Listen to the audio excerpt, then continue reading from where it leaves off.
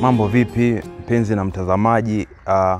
Huu ni mwendelezo wa maelekezo ya kurusha droni kama ambavyo nimeanza kwenye video ya kwanza na video ya pili, ambayo nilizungumzia namna ya kutake off na kulendi kupitia mkono, hand take off na hand landing. Siku ya leo nakuja tu kukuelekeza maelekezo mafupi sana kuhusiana na basic shots ambazo ni za muhimu sana kwa wewe kama drone pilot ambayo unajifunza. Nitakuwa na hizi tips tu mbili tu, aina ya shoti mbili simple sana ambazo hata wewe ambao unaweza kuzifanya. Kama ambavyo nimeweza kusema kwenye video zangu ambazo nimepita, kutake off drone ni kama kawaida, unawasha drone kwa hizi mini series, unaishtua kwenda juu, unakuwa umesha take off. Na namna ambavyo tutachukua hii clip zetu hizi mbili ni kwa kutumia joystick ya mkono wa kulia.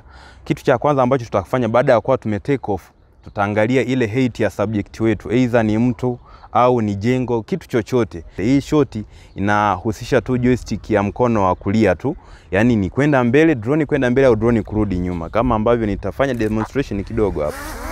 Kama unaweza kuona, tutakuwa tuna drone kwenda mbele namna hiyo au drone kurudi nyuma namna hiyo. Kwa sasa hiyo operation tunaifanya kwa kutumia joystick ya mkono wa kulia. Tukiivuta kwenda nyuma, manake drone itaenda nyuma, na tukisukuma kwenda mbele drone itaenda mbele. Sasa hii hapo unaweza kaifanya ukatengeneza video yako ikawa more cinematic, kwa sababu ukishakuwa na drone, picha ya drone huwa inaboa kama drone tu itakuwa imetulia kama ambavyo unaweza kaiona hii hapa. Lakini drone ikiwa kwenye motion, ile motion sasa ndio inaleta ile cinematic look kwenye footage yako. Nitaenda kukuonesha hizo footage ambazo nimefanya kama demonstration hapo.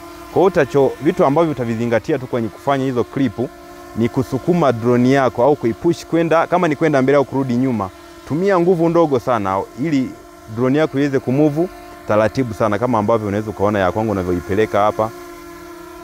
Sasa hapo italingana na kama subject yako hizo, unaweza kuwa una shoot mtu anatembea au mtu anaendesha baisikeli au mtu yupo kwenye gari, whatever utaangalia ili uweze kuitrack subject wako, utaangalia ile speed ya nini ya joystick ambayo utakuwa umeapply. Kwa tumia nguvu ndogo au tumia nguvu kulingana na ile movement ya subject. Kama mtu labda anaendesha baisikeli anakimbia kwa haraka, kwa utatumia nguvu hiyo hiyo, lakini ile slow shot, yani ambayo movement imekuwa smooth, ndio inakuwaga more cinematic na ndio inakuwa inavutia zaidi, kama ambavyo unaweza ukaona zile ambazo nimefanya description mimi hapo, nimetoa kama mfano hapo.